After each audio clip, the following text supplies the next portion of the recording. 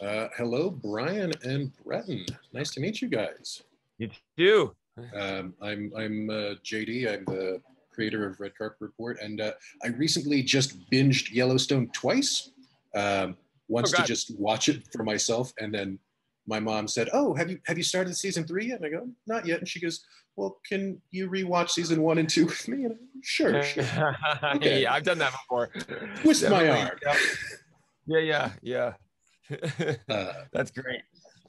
But yeah, I have to say, watching it like back to back, basically, I was able to really pick up on like the themes that you have for all of the characters, and that was like what I really wanted to talk to you about. Like, what you needed.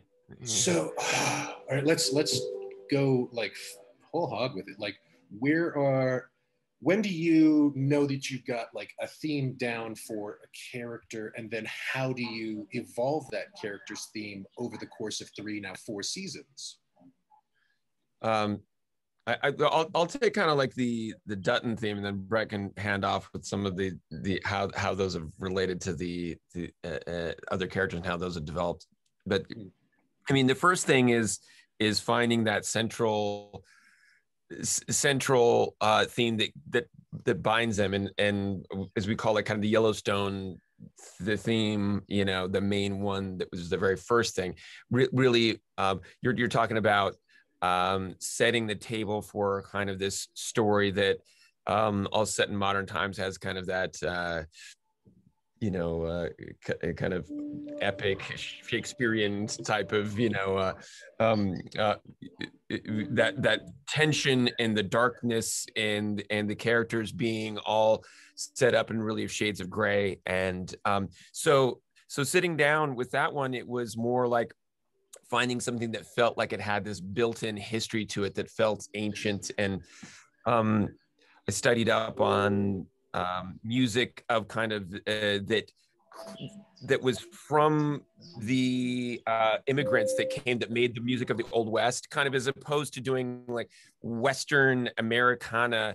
It was music that was older than that. It was like the music of the gypsies and the different, all the kind of marginalized that came over to America to find a new home, and therefore the kind of the instrumentation and the styles of music was a little bit more ritualistic and folksy. So that main theme has a very dark kind of like more ancient tone to it, and we found that those types of things even worked in terms of thematic ideas for the characters. And in terms of just knowing when it's done, I don't know. It's like one of those things. I remember just thinking that I felt that when that main theme kind of hits you, that it kind of captures the essence of watching a scene. And the first one was that the horse, the accident, and then the theme starts at the end of that in that first episode.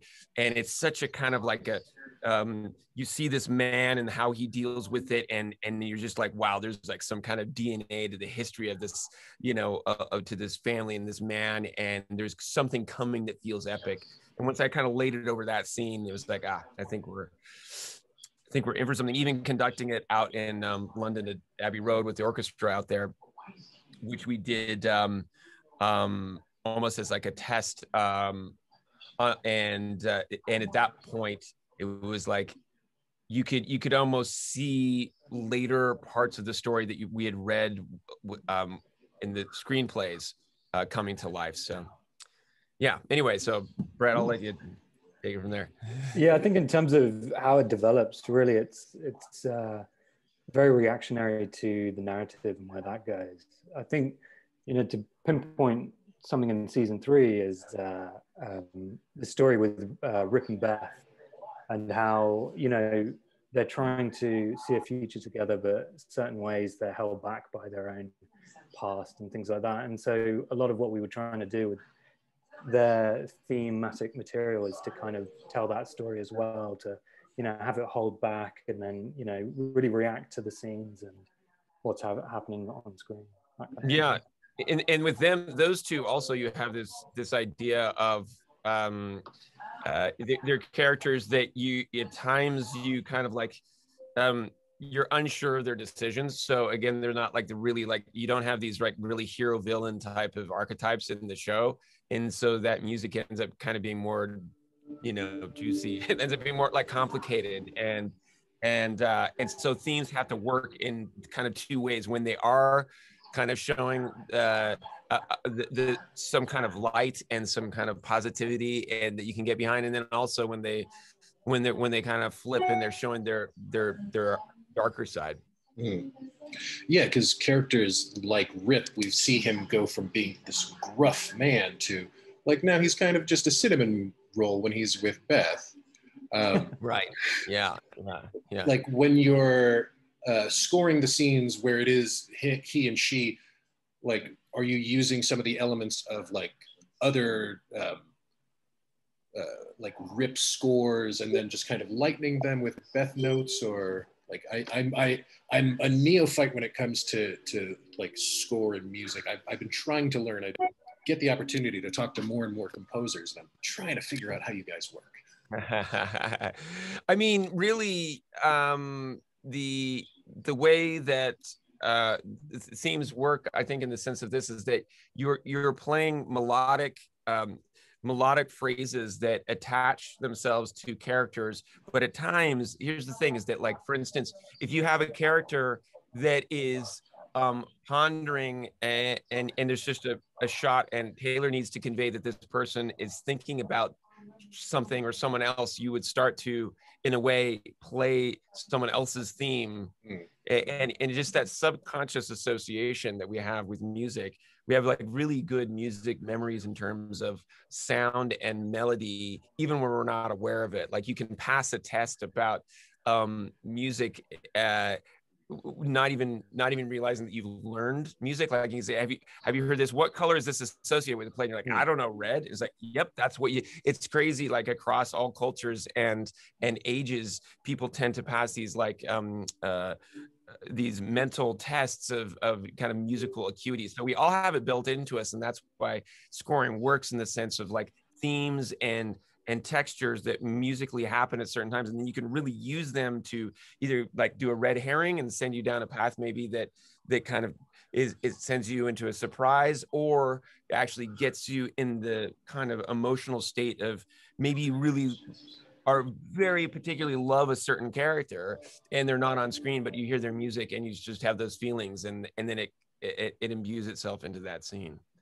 Yeah, I think like what you were saying with Rip is, he has this past that's really dark, and he's a dangerous guy, but he also has this lighter side when he's with Beth. And I think the temptation is to score it sort of happy and everything's fine, but I think you've still got to honor that background and make sure it's not, it's not too light and it's not frivolous and fancy. It's actually, this guy has been through a lot, and you're kind of allowing him some moments of happiness, but also remembering the dark as well.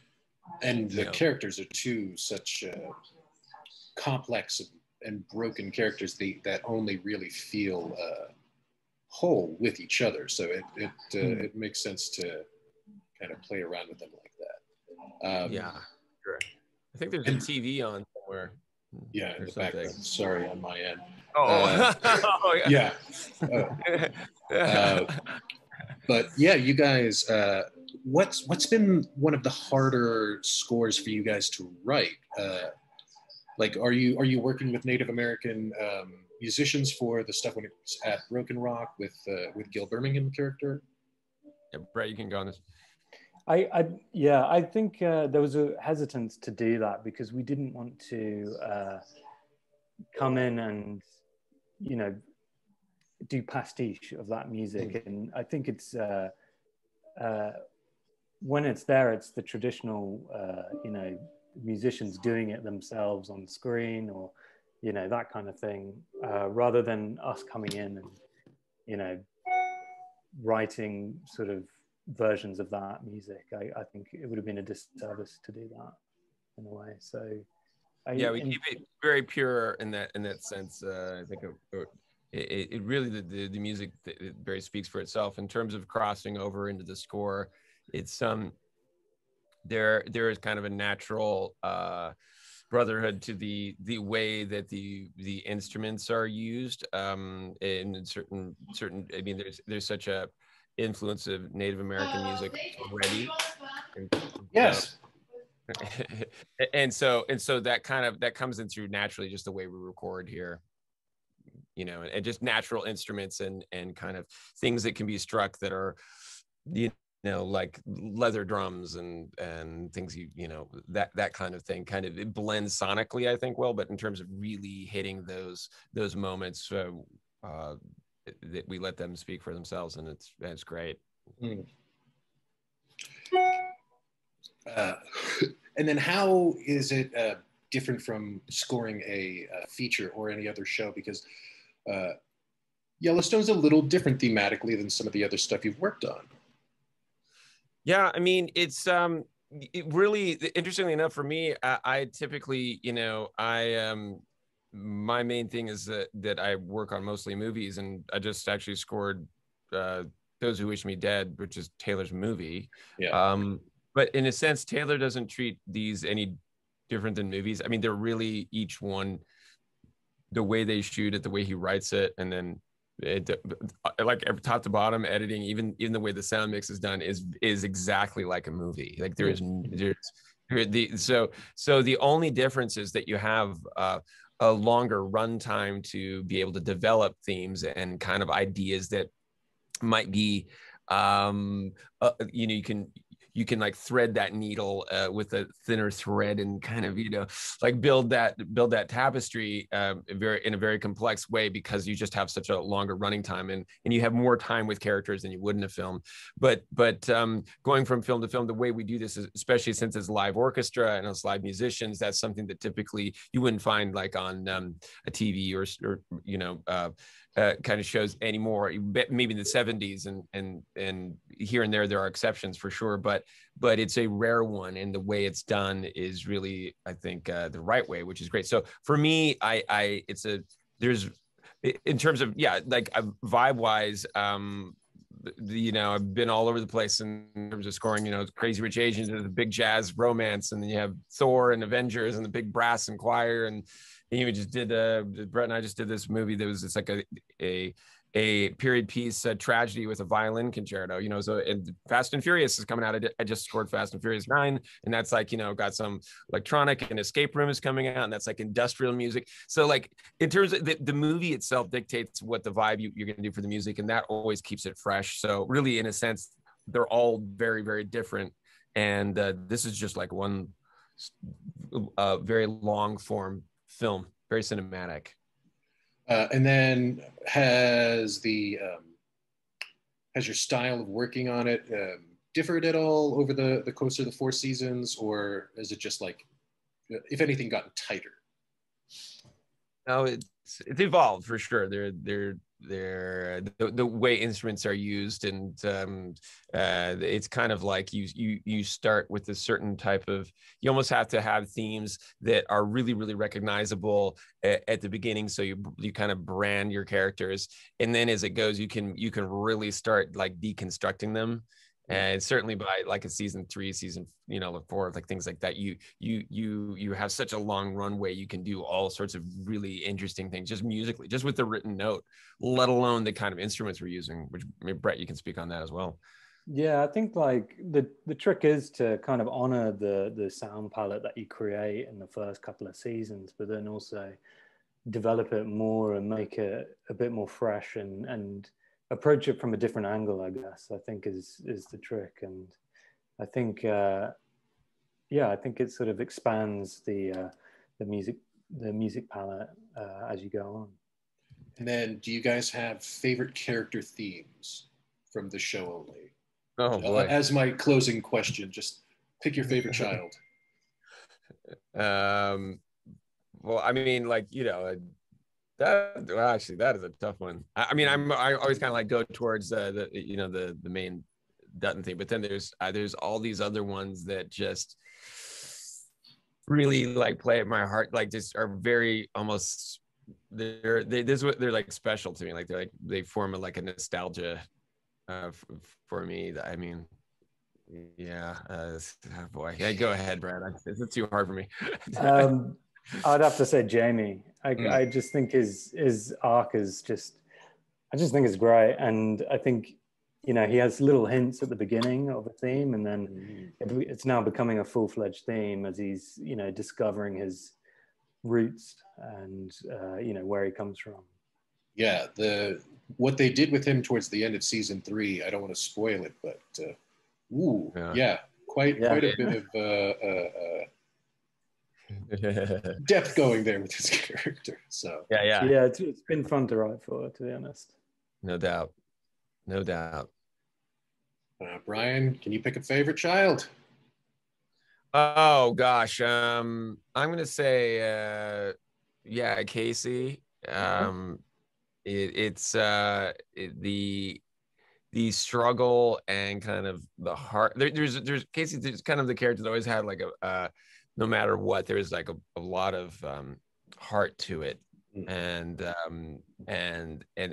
course that's the way it, like it actually expands and kind of becomes more like emotionally complicated in a way, and I like those gray areas. I love music that is melancholy. It's a particular thing. I love that state of that emotional state, that feeling of it with music, and certainly that's Casey. How sad do you think Walker's sad song would have been if his happy song was what we got in season 2, I think? Yeah, it's 2. Yeah, yeah, very. Well, thank you guys so much. I love the show. I Thing. Can't wait for season 4. I really want to ask you about spoilers on that, but I also want to wait for the show. So congratulations, and I hope you guys get. I think you've got a little more room for some more statues behind you, Brian. Yeah, exactly. A couple. Yeah, that'd be nice. Another shelf, guys. I think. This one, yeah. Yellowstone, come on now. Yeah, got to get Brett some too, man. I know, for sure. I know. Got to fill up that wall. There, right here. There we go. Potential, just endless potential right there. Yeah, that's it. Yeah, it's waiting to be filled. All right, guys. Thank you so much. All right, guys. Cheers, mate. All right. Thanks so much.